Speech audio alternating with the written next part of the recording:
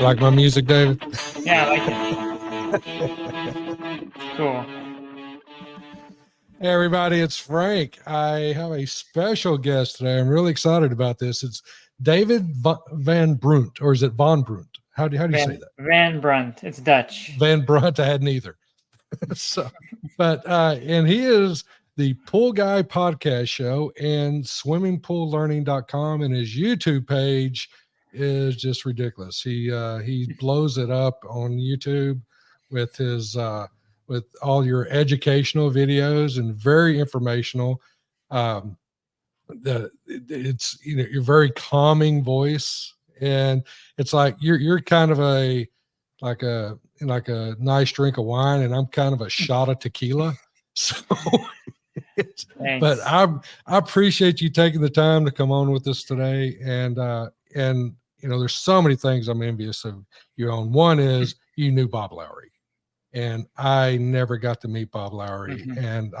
and now I regret that that opportunity is gone. But you had him on many times on your show. Yeah. You know, I had a good chance to get to know Bob really well, and the podcasts that he did with me were extremely educational for the listeners, Yes. but also it was a great way to preserve his legacy. I think that's the key. I think that the reason why he wanted to do so many in such a short period of time, he told me that he was way past what the doctor said he was going to live to. With his lung condition, he was given a 5-year lifespan, and he already passed that. And he knew that he had to get all the information out as quickly as possible. And he just did so many podcasts with me. It was just amazing. And one of the experiences that I'll always remember are those conversations with Bob Lowry. Yeah, and you also have a pool business, correct? You out in Yeah. California now, and I'm sure y'all practice Bob's teachings in the work you do as far as his LSI, his chlorine control. I try to follow Bob as close as I can. Great information. Yeah, I think, if you can work off the principles, it's really hard to, I think theoretically, you can follow his principles to a point, but as well as I do in the real world, we Yes, need trichlor tablets. Every pool's different. It's not going to be like, talking on the podcast, do this, do that. It's the real world is a little bit different. It's the only place where things don't work the way you think they're going to work. And you've had, probably like me, many pools where you're trying to apply some principles to it and nothing's working. And so that's the real world versus talking about these right. principles on a podcast. And and something I preach hard on our show is I'm in a lot of these pool owner groups that are nationwide, and they have thousands and thousands of members, some from Florida, some from California, Arizona, Texas, Minnesota, you name it. These people, and some from across the pond, even some Europeans on there, and people are they love to give advice on what their situation is. And as well as I do, California and Florida, two different worlds. Texas, New York, two different worlds. It's the water sources, it's the environment, it's the foliage that we deal with. And it makes me irk sometimes when I see these people giving advice. Say, wait a minute, you don't know anything about their pool yet. You don't even know where this person's from, and you're giving this advice, and a lot of times and on your show, or your podcast, your YouTube channel, you make pretty good effort to make sure people understand that hey, every pool's a little bit different. Yeah, the regional, you mentioned that. And I have a group with 280 members from all over the country. And in the thread, you can see the differences with, of course, the areas. A lot of areas have fiberglass pools, vinyl pools. Like Right. back in the East Coast, vinyl is pretty popular. And you can't give the same advice to someone taking care of a vinyl pool that you can give taking care of a cement plaster pool. And so there's those differences too. That each region has different kinds of pools, and you have areas where you have a lot of above ground pools. In certain regions you have pools that have a lot of pollen. So yes, the advice isn't standard across the board, and that's why I think you mentioned Bob Lowry's principles. I think if you have a baseline principle of how to take care of a pool, and his books are great, by the way, and I recommend everyone Yes, get his books. absolutely. The baseline applies across the board, but then that's why they have pool service professionals, because we know how to tweak things and we know how to deal with the regional differences. And Florida gets what, 40 inches of rain every year, maybe more. Right. California used to get 5 inches. Now we're getting 35 inches, 40 inches. So Oh, welcome it's, to Florida, California. yeah. So It's- it's really different. I mean, so many guys in my group in California are like, "Hey, is it normal to have no salt in the pool at the beginning of the season?" Not usually, but now it is. So, right. you know, And no, and you're in Orange County, is that correct? I'm in Or San Gabriel Valley. okay. So, All right. yeah, so outside of Los Angeles. All right. And I'm actually we got to meet. I'm coming out to the West Coast show next week. And I want to make sure I meet you. Are you just going to be roaming around? Will you have a booth?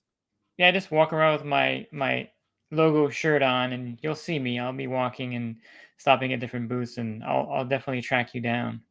All right. All right. And I'll find you. You'll see, and I bounce around a lot and I try to get some interviews. Do you ever do any interviews at the shows or you try to I know the sound quality is normally really bad, but do you ever try to get anybody on at the show? I do some video interviews, maybe like 4 or 5, but yeah, like you said, it's really hard to do anything there. Mainly, I'm just there to just say hi to everybody and meet people that listen to my show, watch my YouTube channel. That's my main objective. Right. And your show, you kind of, well, you cater to the pro and, and the pool owner. But I believe you're also like I am. I'm very careful to, you really need to get local advice. I try to make sure people understand that, okay, you're in New York. Yeah, you really need to talk to a local pro because I don't know your water. I don't know any of that. Yeah, I think I have my feet in both worlds, so to speak.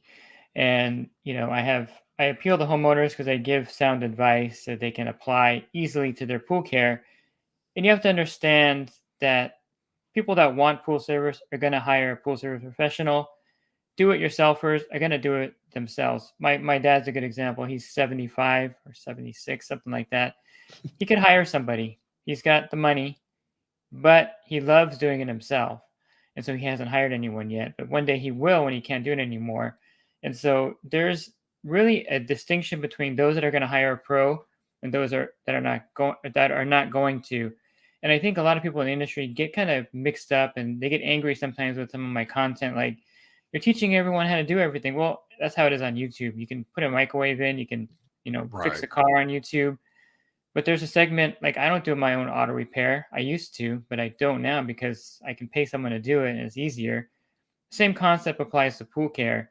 Homeowners, there's some really intelligent homeowners, a lot of them, I should say.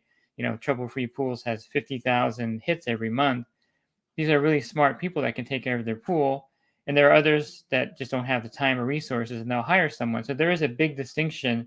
So I don't think I'm doing anything that's hurting the industry. In fact, I think I'm helping the industry because I portray pool service as a legitimate profession. And one thing that I push for is that the pool service pros get better. They become more polite. They have business skills.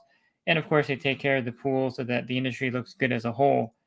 And I don't know if in your area, but in my area for a long time, plumbers were always looked down on as like scam artists that would, charge you to unclog something and nothing was really wrong with your sink or your toilet.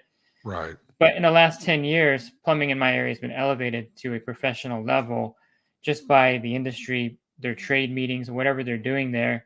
So now when you call a plumber, you're going to respect that industry. And the same goes with the pool service industry. We're getting a lot more respect now than we ever got in the 90s. Yeah. And a lot of the certifications, the large organizations like PHTA, IPSA being out there. I believe you're a big supporter of IPSA, aren't you? Yeah, I Or know a lot of the a big members. And fan, yeah, a big fan. I mean, you may not be a member, but you at least appreciate what they do. But yes. uh, it's a lot of that. The education is in the. It's not just education on how to take care of pools. It's on how to be a business. And a lot of the industry has struggled with that for so many years. We for so many times it was just a chuck in a truck, a pole sticking out of a truck that looked like it was barely making it down the road, and it had a surfboard next to it, and or just he's also got a couch back there that he saw sitting on the side of the road, or and but the industry's come a long way. And I'm sure you're not familiar with how I got in the industry, but I was an electrician. And this was back in like 1995, 1996. And I was replacing a pool light for a lady. And she asked me if I could do the rest of the stuff, on her pool, if I could do her service. And I don't know anything about pools. And she told me, she said, well, I got to find somebody new because the guy that takes care of my pool, he's wearing a work release ankle bracelet. And I didn't know if he was a murderer, rapist, or what. I was like, holy cow. And then driving down the road, I'm, about half the pool guys I would see. Now this was mid 90s, so it's come a long way. But most of the guys I saw in pool trucks, the trucks look like crap. The guy driving it looked like a homeless pirate. It was just, I was like, it just made a bell go off in my head. It's like, wait a minute, I could probably make an impact in that industry. But man alive, we've come a long way. And I think it has to do with people crossing over into the industry like yourself. Many people in my group were car salesmen, worked in corporate, were a professional job because, believe it or not, it's not just cleaning the pool because, like I say all the time, anyone can clean a pool, but it's the business end of it that I think has elevated the industry where you have real professionals coming in because, believe it or not, in the pool industry, you can make a lot of money. It's one of those things that is not a secret anymore, I don't think, but just like my AC repairman makes more than a doctor, the pool service professional has a lot of income potential if exercised correctly. And so we're attracting really good professionals into the industry. And you can see the difference when someone professional is running a company. I have a member that has many restaurants in his family, a chain of restaurants, and he came in when he was 26 years old, I believe, and he's gigantic now at the pool service industry because of the pedigree of that business background. And you're going to see a lot of that happening over, in this decade. And I think it's a new trend because you have big companies buying routes and, expanding and making it legitimate, like Terminex kind of thing. And you're going to see the industry elevated every year. It's going to get better and better. Yeah. And, one of the biggest problems the pool industry had was our margins. We're just, well, it's like been just a thorn in our side. Guys not charging properly. And it does, and it makes it more difficult for them to sustain a business and to be a good, responsible business owner. And, but now when people are charging margins, the, a lot of the consumers, oh my gosh, they're ripping me off. Nobody in the industry, in the pool industry that I'm aware of, is charging any different margins than what they are in, or any higher margins than what they are in any other industry.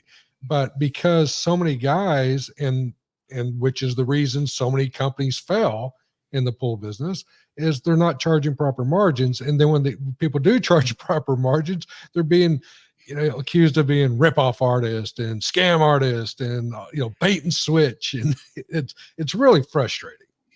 Yeah, and I think double-edged sword. The biolab explosion or fire caused skyrocketing chemical prices, and it was a period of time, the 6 or 8 months after that, where everyone was struggling to find chemicals, and it was a tough period. But that actually kind of woke the industry up to raising prices to a reasonable level, because I don't know if you were like me, but before that happened and before COVID, which actually was 4 years ago, almost 4 years ago in 10 days to the day when Yeah. we shut everything down, we weren't really raising our prices the way we should have been. I'm guilty of not charging. I was charging $120 for a bucket of trichlor tablets. I was getting them for $78. So I'm making $40 on it. Not bad. But now, since everything is so expensive and we know the cost of fuel has gone up and everything else and the employees, now we're charging what we should have been charging probably pre-COVID. And I think it woke up the industry that, hey, we need to start raising our prices on a regular basis. And so, like you mentioned, the margins were low because the whole industry was kind of sleeping. We weren't really keeping up with the other industries like electricians and plumbers and things of that nature. So it was a good thing. And I think it really has helped the industry because now we're charging legitimate rates for everything. I mean, we're charging what, $500 now for like a pump and motor install, where before we were charging like 200 or 250, because we know there's money on the table that that we're leaving, and now we're going to capture that money and make everyone's business better. And we're not taking advantage of the customers, because if you hire a plumber to do that install, it's going to be quite close to that amount based on the plumber's rate. So we're kind of even now with the other industries or the other service professions that are out there. Right. And something I kind of touched on a while ago is when these smaller companies that are not charging proper rates and making proper margins, when things go wrong, like, and stuff always goes wrong. We know how it goes. If when something goes wrong and you need to eat that and replace it for the customer for whatever reason, you can't afford it because you didn't make Mhm. any. You're not putting anything in the bank. You're basically out there trying to earn a daily wage, and then when things happen, your truck blows up, anything happens, you can't, your riptide falls off the back of your truck, you know, you can't afford to fix that. And then I think that's the biggest thing in our industry that makes guys, they come in, they're all fired up, and then 8 months later, they vanished, because they just weren't, they could not sustain their business. One little hiccup would take them out. And I think that damages the industry too, because it gives a bad impression. A lot of, if you're like me, a lot of the pools you capture are from people that are saying, and you mentioned the person with the ankle bracelet, are from professionals or so-called professionals that don't show up, don't take care of the pool correctly. And these are the guys with no margin, like you mentioned. You see them, they have a pole, a few things in their truck, and they're undercutting everyone in the industry, and then they just disappear, and then they leave the industry holding the bag basically. And so you're Yes. trying to get that account. The customer is kind of leery about pool service now, and it's one of the things that has really hurt the industry. However, I think, again, I mentioned that more professionals are coming in. I don't see that as much in my area anymore, where someone's just kind of starting from scratch with no knowledge and ruining the industry in a way.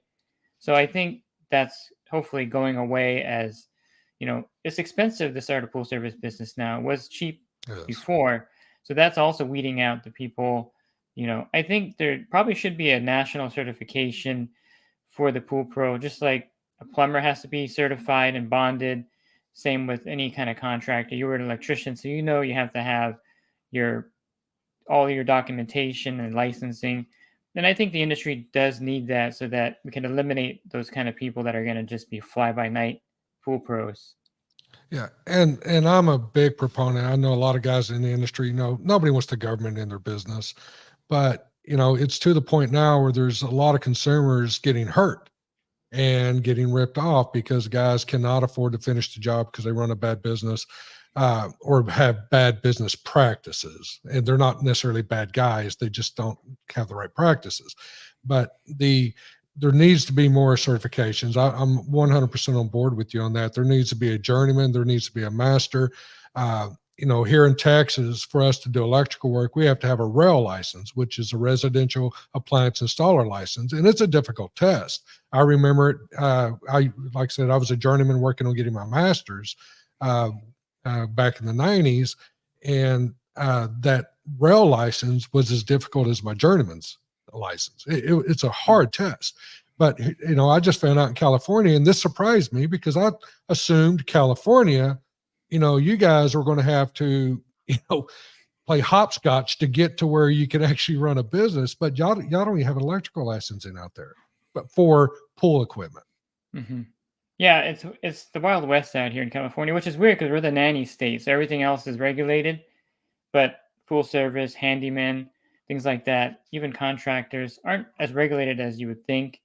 Of course, they have the proper licensing in most cases, but you mentioned, people don't want the industry to kind of have a overarching governing body the licensing. But I think it's just like anything. Would you want to be driving around with everyone without driver's license? It's a simple thing, and everyone has one because it's required. And I think something simple just it doesn't have to be something that's because the LA County Health Department test is really difficult to become certified to the LA County. That may there's language barriers, there's other barriers for people getting Right. in the industry, but there should be some standard licensing of some kind. The CPO is fairly easy. I think open book. It's still open book test. I took it 30 years ago, but I think it's still Right. an open book test. So something like that would be appropriate. And I think it's something that would give the industry something where it's like licensed and bonded on your business card. That's important, I think, because when you call a plumber or electrician yourself, you want to make sure that they have a license. Yes. And and if that was the case, if everybody to start a pole business, if you did have to have a license and certain certifications, that would ease the anxiety of our consumers, of our customers, that okay, he's in the industry, all right, he's going to be licensed, he's going to have everything that's required, he's going to be properly insured and all that.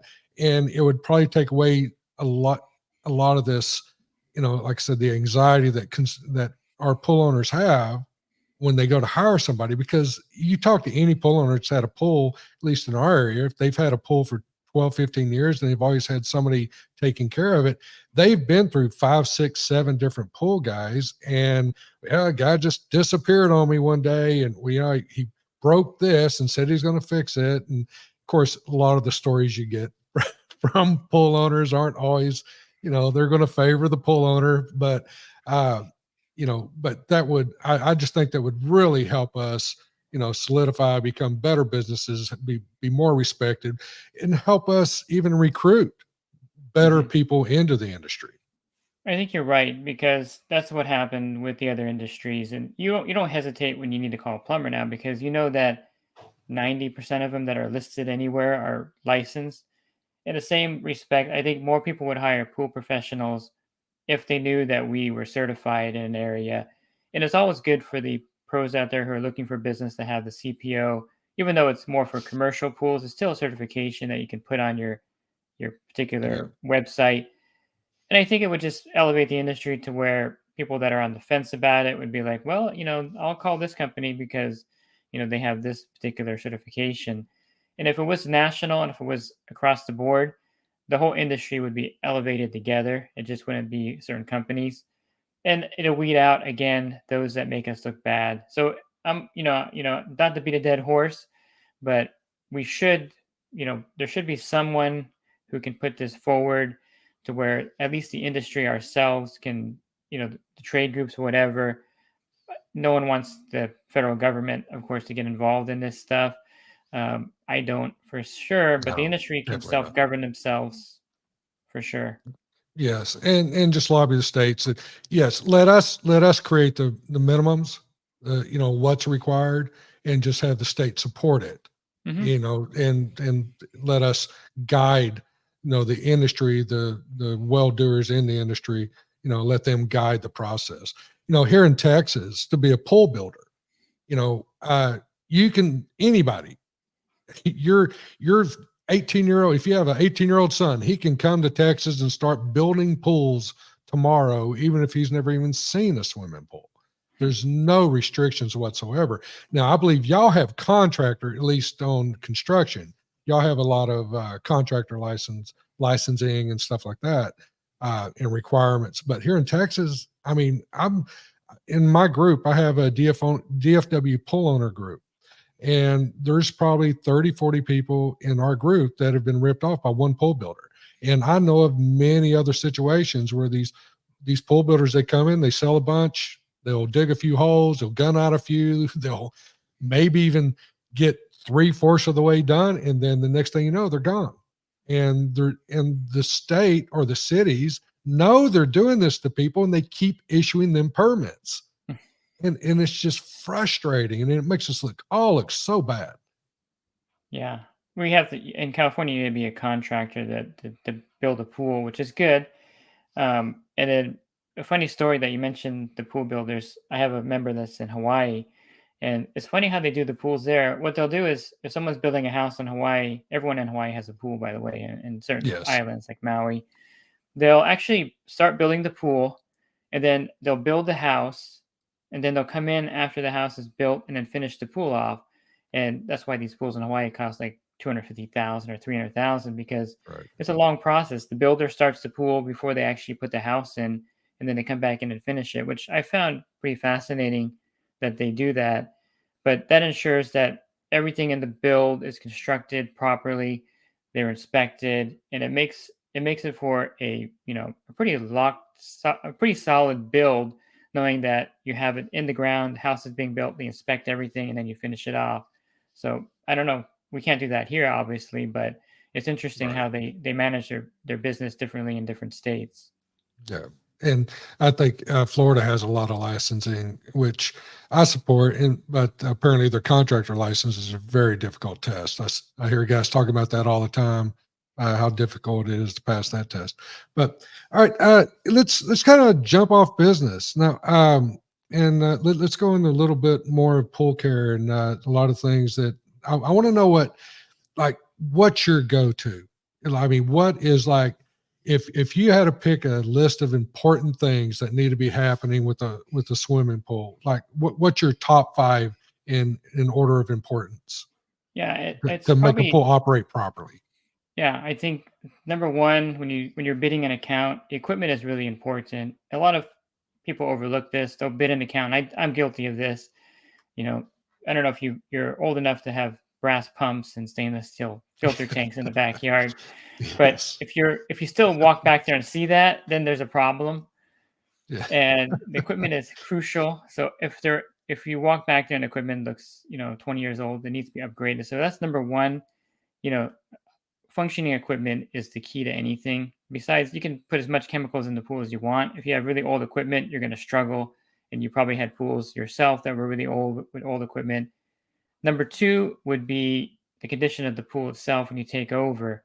If it was not being taken care of properly, rebalancing that can be difficult. The plaster might have pits and holes in it, black algae can form easily. So that's number two.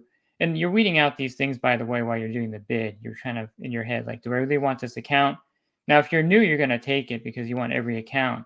But as you get more mature in your business and you have plenty of accounts, you can pass on these things.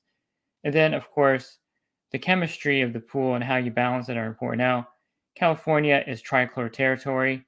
Trichlor tablets are the staple because they're the most effective way with the UV index being so high here in the summer. Probably same in Texas.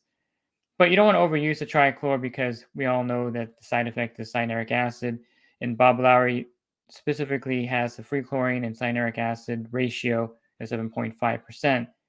So you can use trichlor, and then you want to use liquid or cal hypo to supplement as trichlor. So I wouldn't have all trichlor in a pool as primary sanitizer. I would do a mix of trichlor and then cal hypo or liquid. And then, of course, cal hypo tablets are also good, and they're about the same price as trichlor tablets. I really like cal hypo tablets, but they haven't really emerged in the market too much. And then I would say the runtime is important in the pool. I fought many customers that want to run their pool for 2 hours a day or 4 hours a day, and you just can't do that. The longer you can run it, the better. And I've kind of changed my philosophy over the years on that. I used to be like one cycle or two cycles, whatever that means nowadays. They kind of debunked that. I really think with a variable speed pump, that pool should be running almost 24 hours a day, low speed, medium speed, maybe high speed if necessary. Because to me, when I found that the longer I run the pools on my route, just the easier they are to maintain and the better they look. And it's a matter of everyone having VS pumps now, so it's not costing them more money to run it. So those are some major factors. And then the last factor, I think, if you're bidding pools, is look up. Are there trees around there? Look at the neighbor's trees, because if a neighbor has a tree that's overgrown, you can't do nothing about it. Neither can the homeowner that you're taking care of the pool at. So that's important also.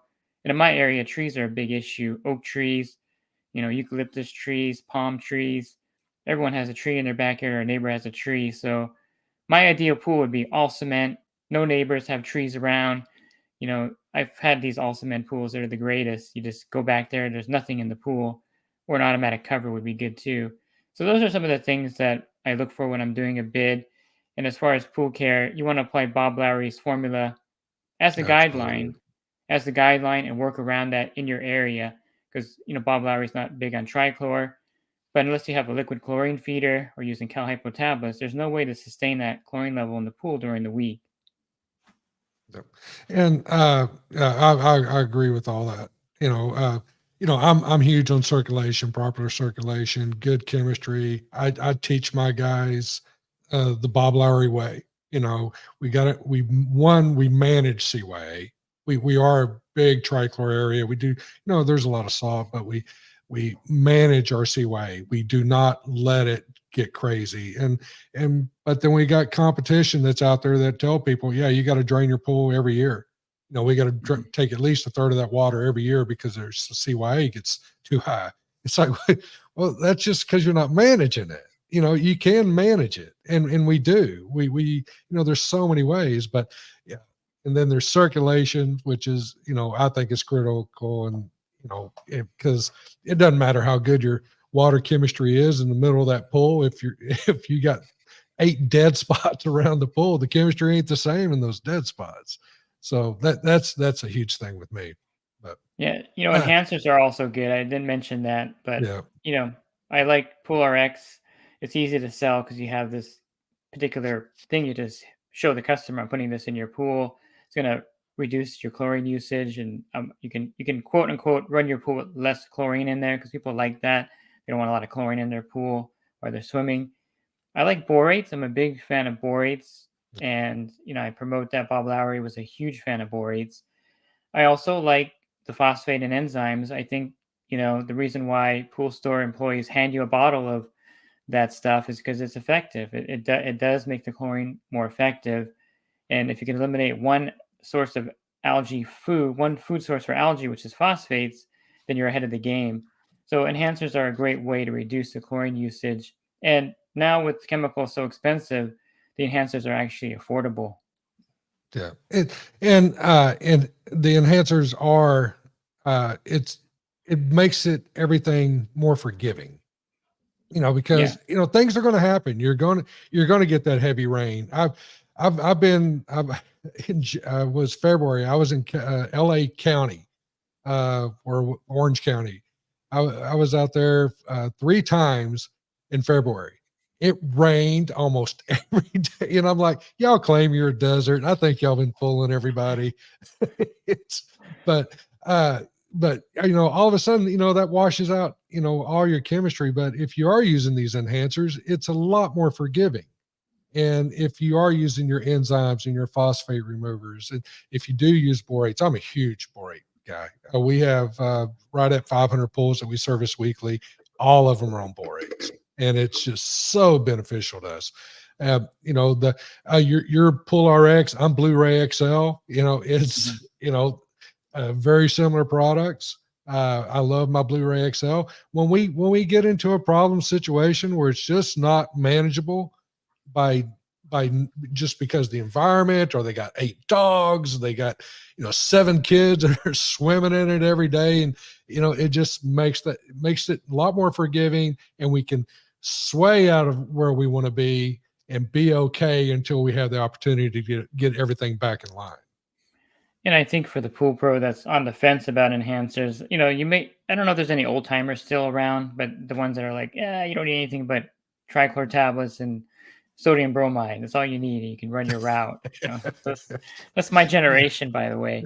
Yeah, Um, 25-pound bucket of sodium bromide in the back of the truck and tablets, I, I Um, was that guy. I was that guy. but if you really want to help and serve your customers better and actually serve the industry better, I would recommend trying an enhancer. Polar X, Blu-ray XL, borates would be Borates, yeah. my go-to one for you to try out.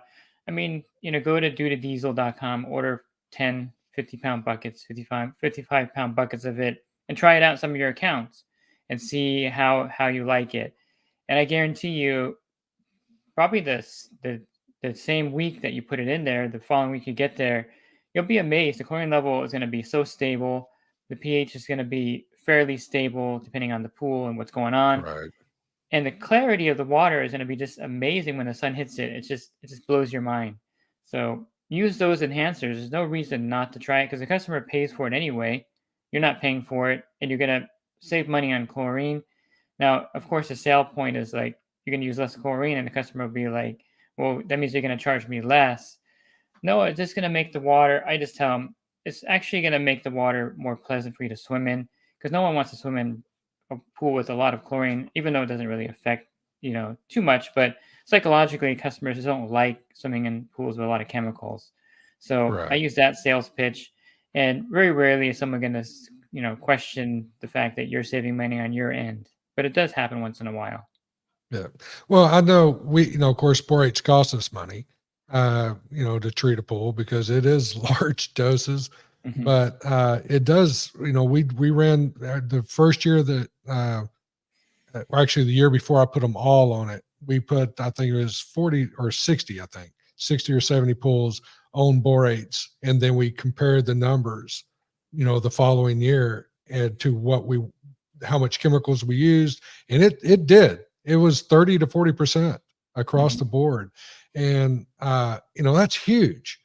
And the good thing about it is it stays in the water. You don't have to do Hmm. that large dose anymore. You just do these small top off doses to maintain. We try to maintain between 40 and 50 parts per million. EPA limit is 50, I believe, or the recommendation is 50. So, but we do, borates was huge, huge leg up for us.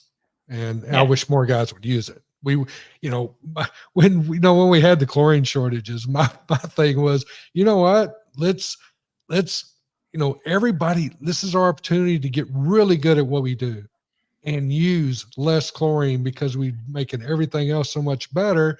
And when they finally got that new plant up and going, making all this extra chlorine, we could all be just like, it's okay. We're all right. We don't need it. And I think there was a lot of that went on, but not enough. Not enough guys took advantage of that opportunity to better what we do and to become more efficient and more effective. Yeah, and speaking of borates, they actually mine it right here in California. You can actually drive by. Yep. Boron, Bor California, right? yeah. It's like 3 hours from where I'm at, and it's really cool. You see just the white all through the desert. So it's like sitting on the surface. Yeah, It's yeah, because like it's like a it's it's just like a like, lake bed or something. oh wow, I didn't know that. Yeah. And I think they also mine some in I think it's Maine or somewhere up there. Mhm. I think there's another boron mining outfit back up that way. But all right, so uh California, what is y'all's big topic right now? What is like everybody, every time you go to a Facebook group or Mhm. or a pool pro group, what's our problem right now? I think the main problem with California has been this problem for a long time. It's super expensive to live in California. The median price in my area is $900,000 for a house. That's just Wow. half the houses sell for more, half the houses sell for less. The fuel cost is expensive, the chemical costs are expensive, and then California customers are cheap. It's just something about California. They're the cheapest Well, people in the world, I think, and you if you I know was paying $5 a gallon for gas, I think I might be a little cheap on other things too. But And so the thing is, we can never get our rates up to like Texas rates. It's one of the weirdest things. There's like a threshold where the pain of charging a certain amount in California versus Texas. I mean, 180 is fairly decent here. If you get 180 a month, you're doing pretty good. 190, but it's nowhere near like Texas rates where we should be because cost of living is so high. So how do we elevate the California service rates without, disenchanting the customers and having the low budget guys come in and take the account? So it's really a hard struggle. We've always been lower than across the nation. Back before COVID hit, and this is embarrassing to say, but I was charging $95 a pool, but everything was cheap. Cal Hypo was right, $1.50 a pound. Liquid chlorine was $1 a gallon here. So everything was kind of, more level playing field with the rate we were charging. And most people were charging 105, 120 maybe. I think the highest I ever saw back then was like 140, which is really crazy if you think about it, because our cost of living was always high anyway back then. Even then, it was high, not as high as now, but we just can't get our rates up to the level. And we're trying as an industry to do that. But then you have the bargain guys come in and behind you and charge less. So that's our biggest struggle, is trying to elevate the rates across the board in California to match more of areas like Texas, North Carolina, even New York, where they're getting a premium. Of course, they're a shorter season. Don't get me wrong, that's why they pay Right. more. But we really do need to elevate the rates we charge. And the cost of an employee, the cost of everything here is really high. And so bringing on an employee is one of those decisions where it's very difficult in California. It's highly regulated. It's one of the things where we can't do 1099 anymore. That went away. It may go away nationally, by the way, eventually. But here in California, it's been gone for the past 3 or 4 years, maybe longer, 5 years. And so we can no longer just give someone a 1099 and say they're an independent contractor working for me. So it makes it very difficult to bring employees on at the same time. And then you have places like In-N-Out Burger paying them $20 an hour to start. Yeah. So it's hard to capture those people that want to work out in 90-degree weather, 100-degree weather, sweating out there, doing something physical. And so we're competing against people that are paying $20 an hour to flip burgers, and we want to pay them something similar and not go out of business. So the landscape in California is really tough, and it's one of the things that I think every other state is probably better to start a business than in California. But California is the only state where you can go to the beach and the mountains in the same day. Yeah. Yeah. You can ski and surf in the same day. I love California. Y'all's weather, except for this February, it's amazing. It's cool enough. It's never too hot. Well, I'm sure in the middle of summer it can get too hot, but a lot of people don't even have air conditioners because it's so cold at night, and it just Yeah. cools off with that desert air. Y'all's chemical usage. I do believe y'all do have an advantage. I don't know if it's because of the desert air, or what's going on, but I think uh, y'all do get away with using less chemicals. Hmm. I feel like maybe y'all's environment, for whatever reasons, maybe because it's the more consistent water temperatures, that you get away with using less chemicals. Maybe it's because you don't have the extremes. Yeah, I think it's cooler at night here, so it gets down to like 70. Sometimes it stays in the 80s, but it does drop down. That helps. But we have smaller pools here too. Don't Maybe the older pools are still pretty big, but we don't have anything like Texas-sized pools here because, let's face it, the backyards in California are puny, and they're building a lot of homes now with no backyards at all, which I think in the future is going to really affect the industry. By the way, these Yeah. new tract homes they're building here, they call them I forgot what the detached Zero lot condo. lines. Yeah, Yeah. detached condos is kind of the term they're using, but basically they're homes with no yards, so you can't even put a hot tub back there in most cases. It may affect the industry at one point, but the main thing with California that makes it a little bit easier is that we have cooler temperatures at night. Our summers are not as brutal in most areas. I'm going to discount the high desert and low desert, but most of the areas it make it to 100, maybe a few times during the summer, and then it cools off at nighttime. We have the whole month of June is like June gloom, where it's foggy and not that hot. And to be honest with you, I also believe that a lot of people don't use their pools as much in California. My route, hardly anyone uses their pool anymore. So we're so busy. I guess we're so busy working, trying to pay our bills, we don't have time to have fun. Yeah. But the pool use Or is not as high. yeah, and you got beaches. You Yeah. got there's so much. It's kind of like, to me, California's kind of like Australia, where they got these moderate temperatures, except for in parts of Australia where it hits 120. It's like Death Mhm. Valley, but it's you just have these calmer seasons, but the season's longer. But again, like you said, yeah, people aren't using their pools, and it probably is because they had to go get a second job, the to make up for expenses. The employees you are getting out there. You said it. It's difficult to compete against In-N-Out Burger and these fast food joints paying $20 an hour, but but I'm sure a lot of that, they're not going to give them full-time work, though, are they? I mean, they probably try to keep them below the the minimum before they become real employees or full-time employees. Yeah, 32 hours is most of the shifts for those kind of places. But, it's one of the things that's kind of weird. Um, California is way over legislated. And as you and I know, fast food, any kind of job at that level is just an entry level job. You're just getting some money. Maybe you're a high school student or you're someone who wants to make some extra money. So you're doing that job for that.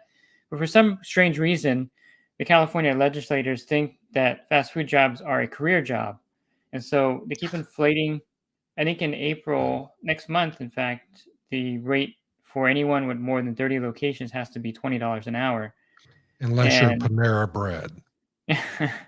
he caved on that, by the way, because Oh, he there's should have. He yeah. should Um, so to me, it kind of ruined the playing field for recruiting employees because for some reason the government here thinks that someone's going to work in a fast food restaurant all their lives. Hopefully, you don't do that, but it does make it hard to recruit. And then getting rid of the 1099 thing really hurt the pool industry tremendously because we love just having someone work for you and giving them a 1099 because then they can be a business and deduct everything. Now, there's a cheat around that, and I take a lot of heat when I mention it, so I'm not going to mention it here. But Right. basically, the 1099 is gone, and it's gone for a good reason in some ways because people are abusing it. Right. And to be honest with you, our industry I don't think was abusing it, but there were other industries like trucking, hair salons that were abusing it to a point where they had to step in and stop it.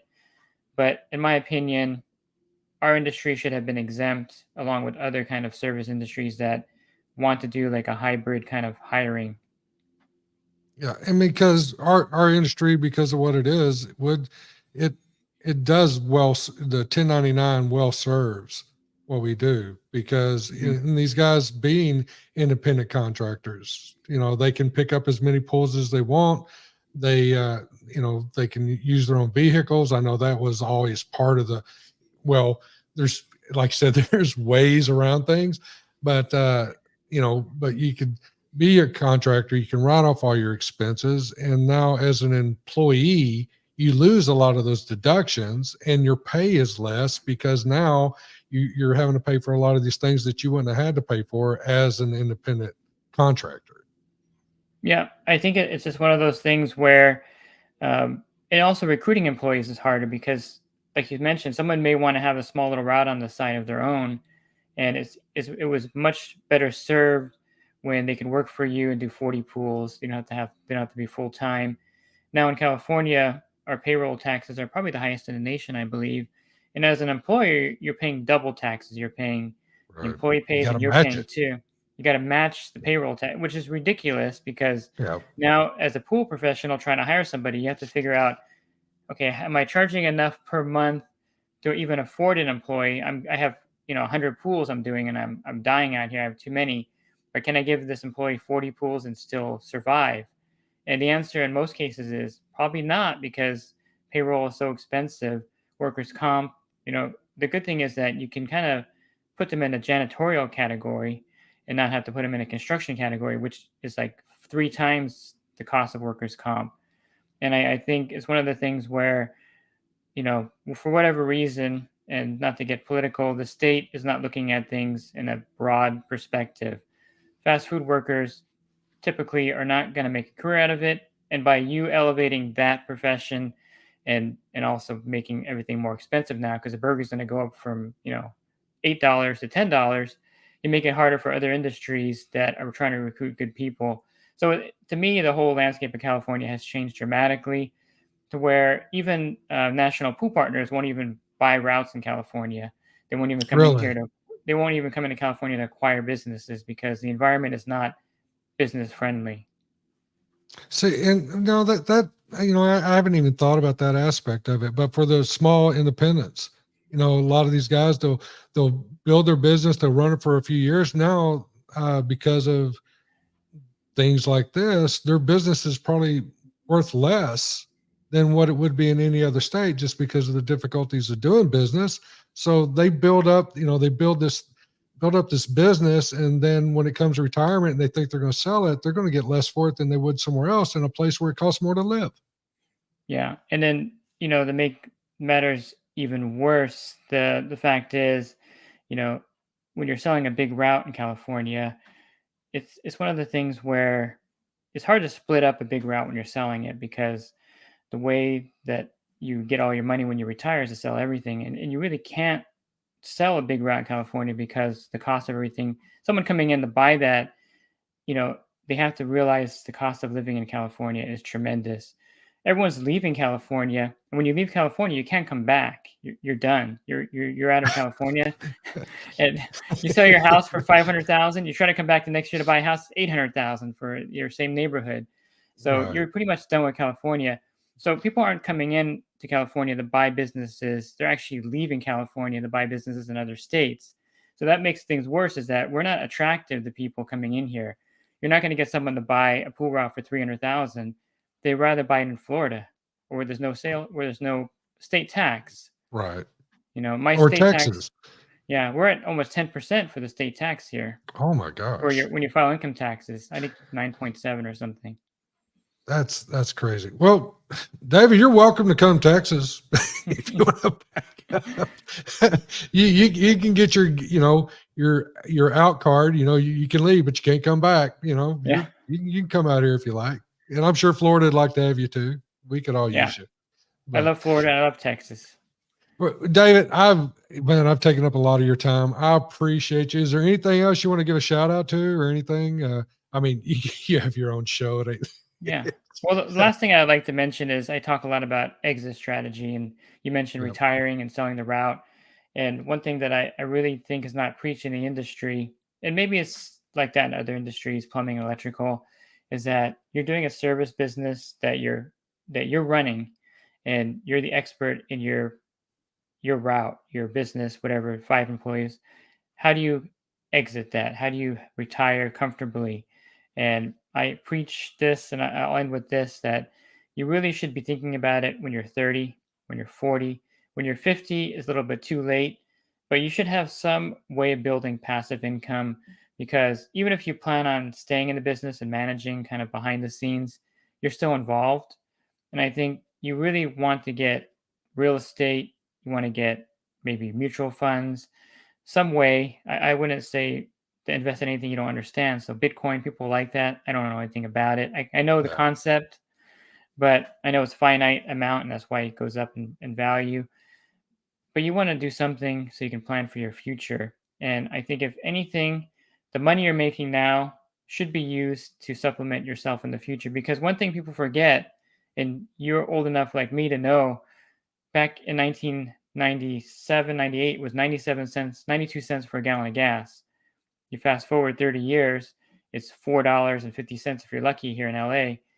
What's it going to be like 30 years from now? And so you have to Right. also realize that what you're making and what you think you're going to need in the future has to be multiplied with the rate of inflation. And I think people forget that. And our industry doesn't have any kind of savings account or any kind of investment account, and you have to do it all yourself. And people just get lazy on that. They don't do anything. And then they're left at 60 or 70 out there doing swimming pools. You've seen the guys at the supply place. You're like, I Yeah. hope they're working for fun, but usually they're not. Yes. Yeah, it is sad because we haven't had people in the industry here recently. The last 15 years, we've had a lot of encouragement to better planning, better exit strategies. I never even heard the word exit strategy until about 10, 12 years ago. My exit strategy now, by the way, is don't exit. I'm just going to stay in.